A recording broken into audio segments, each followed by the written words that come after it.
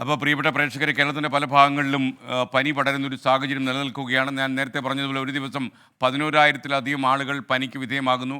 Dengue പനി വ്യാപകമാകുന്ന പോലെ മഞ്ഞപ്പിത്തം ഇങ്ങനെയുള്ള പലവിധമായ അസുഖങ്ങൾ കൊണ്ടിപ്പോൾ കേരളം പലയിടങ്ങളിലും സമ്പന്നമാകുന്നു എന്ന് വേണം പറയാൻ.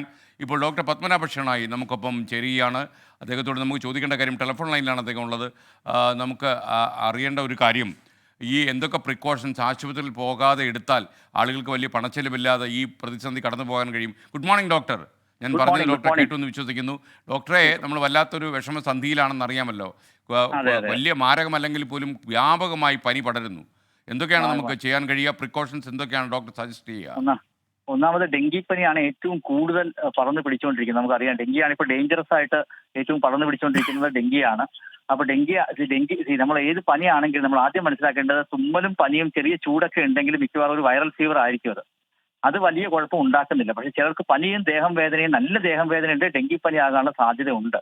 അങ്ങനെ ഉണ്ടെങ്കിൽ ഡോക്ടറെ കാണുക. പക്ഷെ ചെറിയ പനിയും തുമ്മലും ഒരു അങ്ങനെയുള്ള ഒരു വൈറൽ ഫീവർ പോലെ, അതായത് മൂക്കൊലിപ്പുണ്ട്, ചുമയുണ്ട്, അങ്ങനെയുള്ള പ്രശ്നങ്ങൾ ഉണ്ടെങ്കിൽ വളരെയധികം പേടിക്കേണ്ട കാര്യമില്ല. നിങ്ങൾ കുറച്ച് റെസ്റ്റ് എടുത്തു കഴിഞ്ഞാൽ 2-3 ദിവസത്തിനുള്ളിൽ കുറയും.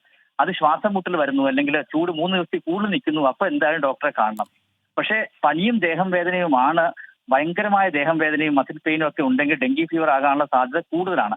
നമുക്കറിയാം, ഡെങ്കി ഫീവർ പ്ലേറ്റഡ് കൗണ്ട് കുറഞ്ഞു പോകാനും അങ്ങനെയുള്ള ഒരു പ്രശ്നം ഉള്ളത് കൊണ്ട് ഡെങ്കി ഫീവർ ആണെങ്കിൽ നമ്മൾ എപ്പോഴും ഡോക്ടറെ കണ്ട് ഒരു ടെസ്റ്റ് ചെയ്ത് നോക്കണം. അത് മാത്രമല്ല, ഈ വൈറൽ ഫീവേഴ്സിന് ഏറ്റവും ഇമ്പോർട്ടന്റ് ആയിട്ടുള്ളത് ബോഡി തന്നെയാണ് റിക്കവർ ചെയ്യുന്നത്. ഡെങ്കി ആണെങ്കിലും ഏത് ഇൻഫ്ലുവൻസ ഫീവർ ആണെങ്കിലും ബോഡി തന്നെ റിക്കവർ ചെയ്യും. അപ്പൊ നമ്മൾ റെസ്റ്റ് എടുക്കുക എന്നുള്ളതാണ് ഏറ്റവും ഇമ്പോർട്ടന്റ് ആയിട്ട് ചെയ്യേണ്ട കാര്യം. നല്ല രീതിയിൽ വെള്ളം കുടിക്കുക, ആഹാരം കഴിക്കുക, മിതമായി ഇപ്പൊ കഞ്ഞി, കുറച്ച് ലൈറ്റ് ആയിട്ടുള്ള ആഹാരം കഴിക്കുക.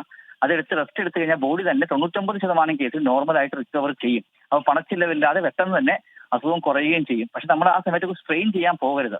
അതാണ് ഏറ്റവും ഇമ്പോർട്ടന്റ്. പിന്നെ ഡെങ്കി ഫീവറിലാണെങ്കിൽ നമുക്ക് തലകറക്കം വരുന്നു, അല്ലെങ്കിൽ പ്ലേറ്റഡ് കൗണ്ട് കുറഞ്ഞിട്ട് ശരീരത്തിൽ ചുമന്ന കുത്തു വരുന്നു, അങ്ങനെ ഉണ്ടെങ്കിൽ നമ്മൾ സൂക്ഷിക്കണം. ഇതിൽ ഏറ്റവും ഇമ്പോർട്ടന്റ് വീട്ടിലെ കൊതുകുകടി കൊള്ളാതിരിക്കുക എന്നുള്ളതാണ് ഡെങ്കിയിലെ ഏറ്റവും ഇമ്പോർട്ടന്റ് ആയിട്ടുള്ള കാര്യം. അതിന് നമ്മൾ വീട്ടിലെ ശുദ്ധജലത്തിലാണ് ഈ കൊതുകുകൾ വളരുന്നത്. അതുകൊണ്ട് വീട്ടിൽ ചെറിയ ചെറിയ വെള്ളക്കെട്ടുകൾ ഉണ്ടെങ്കിൽ, ചെറിയ ബാസ്ക്കറ്റിലൊക്കെ വെള്ളക്കെട്ടുകൾ ഉണ്ടെങ്കിൽ അതെടുത്ത് കളയുക. അത് എല്ലാ സൺഡേയും നോക്കി ചെറിയ എവിടെയെങ്കിലും വെള്ളം കെട്ടി നിൽക്കുന്നുണ്ട് എടുത്ത് കളയുക. ചെറിയ പാത്രങ്ങളിലൊക്കെ വെള്ളം കെട്ടി കിടക്കുമല്ലോ, അതെടുത്ത് കളയുക എന്നുള്ളതാണ് ചെയ്യേണ്ടത്. പിന്നെ മഞ്ഞപ്പിത്തമാണ് വേറൊരു ഇമ്പോർട്ടന്റ് ആയിട്ടുള്ള കാര്യം. അതുപോലെ വയറിളക്കവും വ്യാപകമായിട്ടുണ്ട്, ഫുഡ് പോയ്സണിങ്. അത് സീരിയസ് ആയിട്ടുള്ള ഫുഡ് പോയ്സണിങ് തന്നെ ഉണ്ട്. അതുകൊണ്ട് തിളപ്പിച്ചാറ്റിയ വെള്ളം മാത്രം കുടിക്കുക. അതുപോലെ പഴകിയ ഭക്ഷണം കഴിക്കാതിരിക്കുക.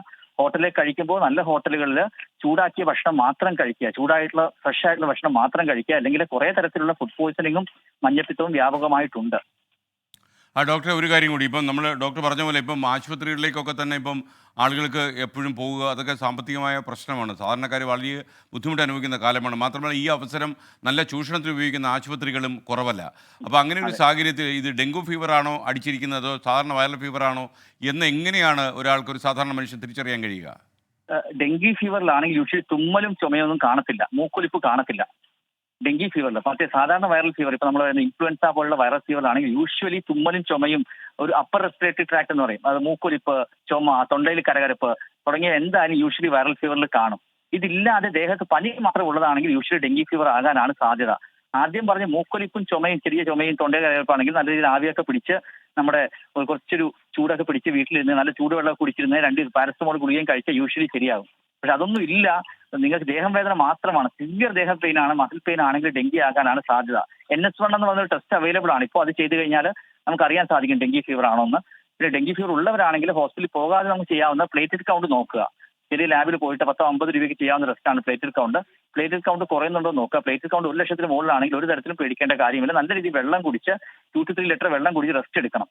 പിന്നെ ഒരു കാര്യം പറയാനുള്ളത്, ഡെങ്കി ഫീവർ വന്നു കഴിഞ്ഞാൽ പെട്ടെന്ന് നമ്മൾ ആക്റ്റീവ് ഒരു ലൈഫിലോട്ട് പോകരുത്. കാരണം അവർക്ക് കുറച്ചുകൂടി കൂടി നല്ല ക്ഷീണം കാണും, ഏത് വൈറൽ ഫീവർ ആണെങ്കിലും. ആ ക്ഷീണമുള്ള സമയത്ത് നമ്മൾ ആക്റ്റീവായിട്ട് എക്സർസൈസ് ചെയ്യാനോ ഭാരപ്പെട്ട ജോലികളോ ഒക്കെ ഒരാഴ്ചത്തേക്കൊന്നും ചെയ്യരുത്. അത് ശ്രദ്ധിക്കണം. കാരണം ആ സമയത്ത് കണ്ടമാനം സ്ട്രെയിൻ ചെയ്ത് കഴിഞ്ഞാൽ പലപ്പോഴും ഹാർട്ടിനെയൊക്കെ ബാധിക്കാനുള്ള ഒരു റിസ്ക് ഉണ്ട്.